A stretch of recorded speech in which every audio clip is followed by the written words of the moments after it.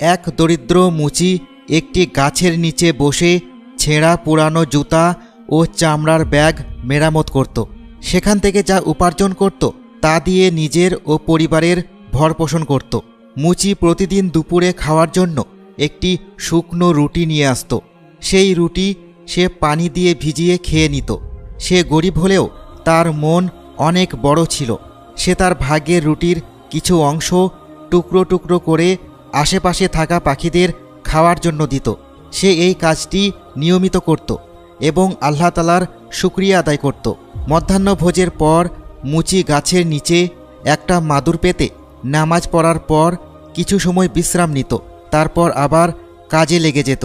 তার এই অবস্থার জন্য সে কখনো আল্লাহ তাআলার কাছে অভিযোগ জানাত না, বরং সবসময় শুকরিয়া আদায় করত। সে পশু পাখিদের খুবই ভালোবাসত।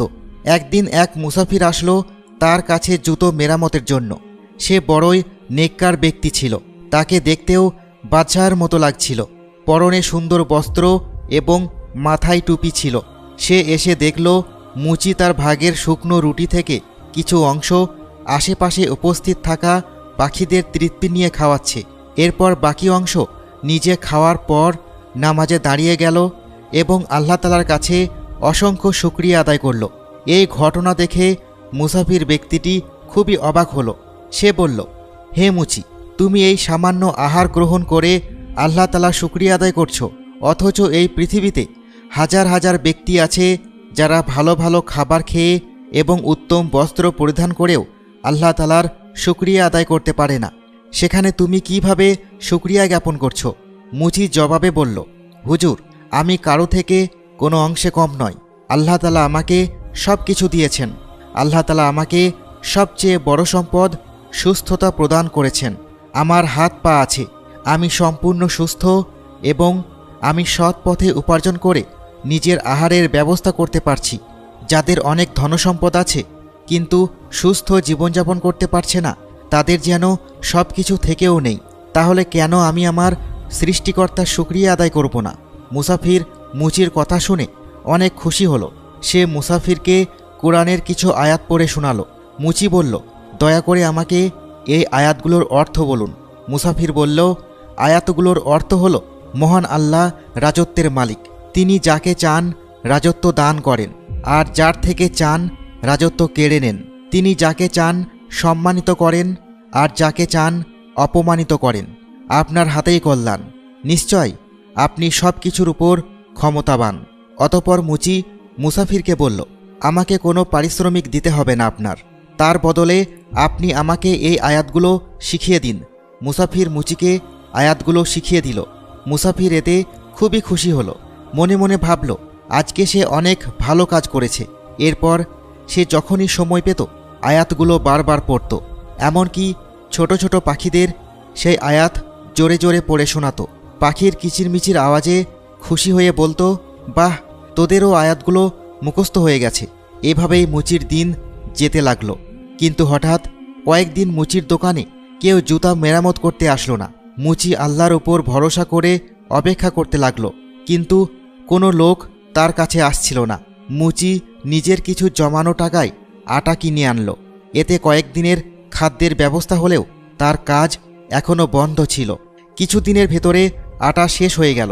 ঘরে এমন কিছু নেই যা বিক্রি করে সে আটা কিনতে পারবে। মুচি ও তার পরিবার অভুক্ত রইল। সে সারাদিন কাজের খোঁজে ঘুরে ফিরে সন্ধ্যায় হতাশ হয়ে ঘরে ফিরে। এভাবেই অনাহারে 2 দিন অতিবাহিত হয়। পানি ব্যতীত তাদের পেটে কিছুই যায়নি। 4 দিনের দিন মুচির স্ত্রী কান্না করতে লাগলো।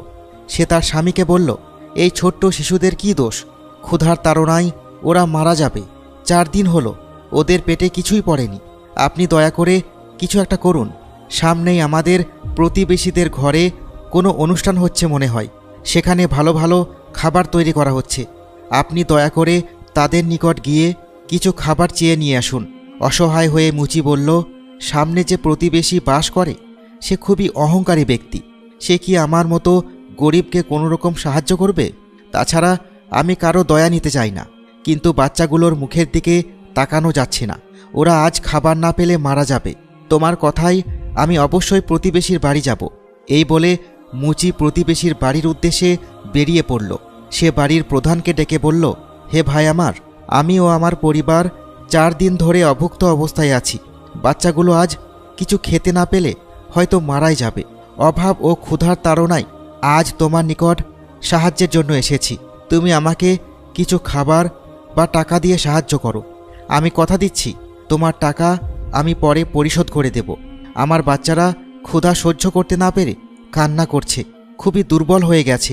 তুমি চাইলে আমার বাড়ি এসে সচক্ষে তা দেখে যেতে পারো।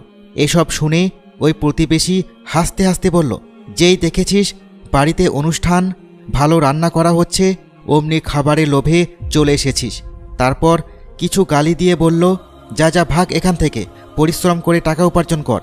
আমিও পরিশ্রম করেই টাকা আয় করেছি, নিজের বড় বড় বাড়ি বানিয়েছি। আমি নিজের কষ্টের টাকা তোদের মতো গরিবদের পেছনে নষ্ট করব না। যা, এখান থেকে চলে যা। মুচি হতভম্ব হয়ে মূর্তির ন্যায় দাঁড়িয়ে রইল।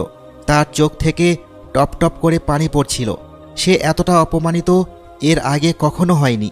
তাকে দাঁড়িয়ে থাকতে দেখে অহংকারী প্রতিবেশী তার চাকরদের হুকুম দিল, এই গরিবের বাচ্চাকে ধাক্কা দিয়ে বের করে দে।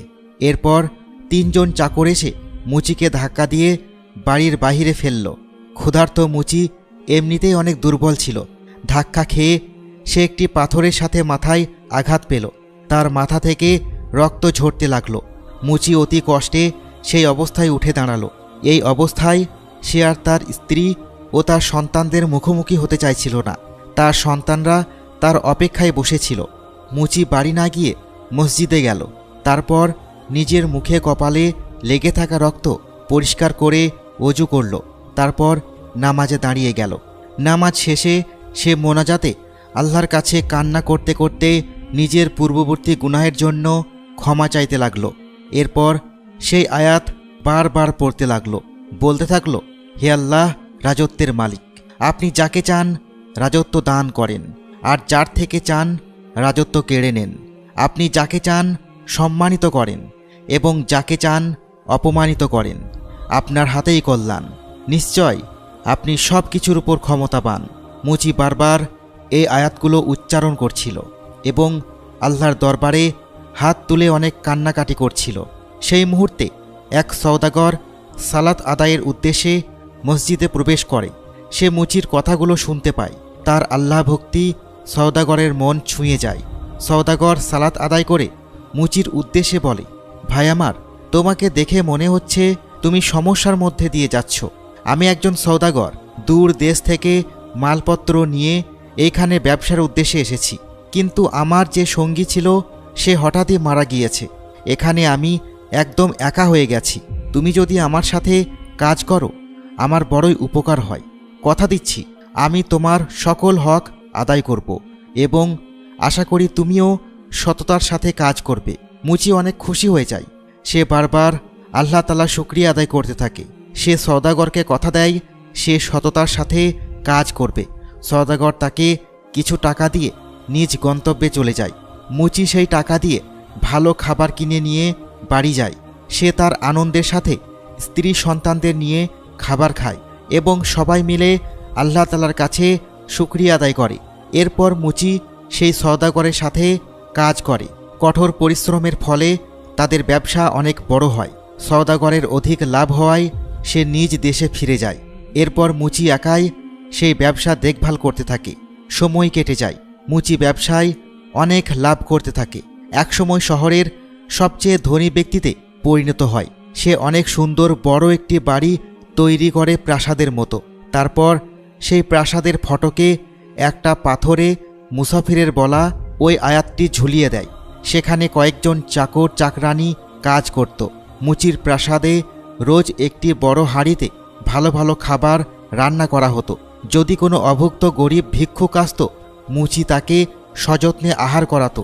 মুচি তার পাখি বন্ধুদেরও ভুলে যায়নি।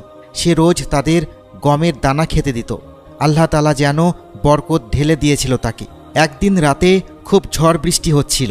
সেই সময় এক ভিক্ষুক মুচির নিকট আসলো আশ্রয়ের জন্য। দরজা ধাক্কা দেওয়ার ফলে এক চাকর এসে দরজা খুলে দেখল এক লোক ছেঁড়া জামা কাপড় পরে জীর্ণ শীর্ণ অবস্থায় কাঁপছিল। সে বৃষ্টিতে ভিজে গিয়েছিল। চাকর তাকে ভিতরে নিয়ে এসে শুকনো বস্ত্র পরিধান করতে দিল এবং তার জন্য গরম গরম ভালো কিছু খাবার নিয়ে আসলো। চাকরটি সেই লোককে দেখে কান্না করতে লাগলো। হঠাৎ মুচির ঘুম ভেঙে যাওয়ায় সে বাইরে এসে দেখল চাকর অঝরে কান্না করছে। সে তাকে কান্নার কারণ জিজ্ঞাসা করল। চাকরটি বলল, হুজুর, প্রাসাদের দরজায় লাগানো আয়াতটির অর্থ আজ আমি উপলব্ধি করতে পারছি। আজ একটু আগে যে লোকটি এসেছে সে আমার পরিচিত। আজ থেকে প্রায় 4 বছর আগে আমি তার অধীনে কাজ করতাম। তার অঢেল ধনসম্পদ ছিল, আর সেই সাথে ছিল প্রচণ্ড অহংকার। সে গরিবদের উপর জুলুম করত, মানুষের হক নষ্ট করত, কখনো দান সদকা করত না, মানুষকে মানুষই বলে মনে করত না। একবার আমার ছেলে দুরারোগ্য ব্যাধিতে আক্রান্ত হয়। আমি তার কাছে কিছু অর্থ সাহায্যের জন্য চেয়েছিলাম, কিন্তু সে আমাকে ধাক্কা দিয়ে বের করে দিয়েছে। আমার সন্তান টাকার অভাবে মৃত্যুবরণ করে। আমি তার চিকিৎসা করাতে পারিনি। আজ ওই ব্যক্তির কিছুই নেই। একসময় প্রচুর সম্পদের মালিক ছিল, কিন্তু আজ পথের ভিখারি।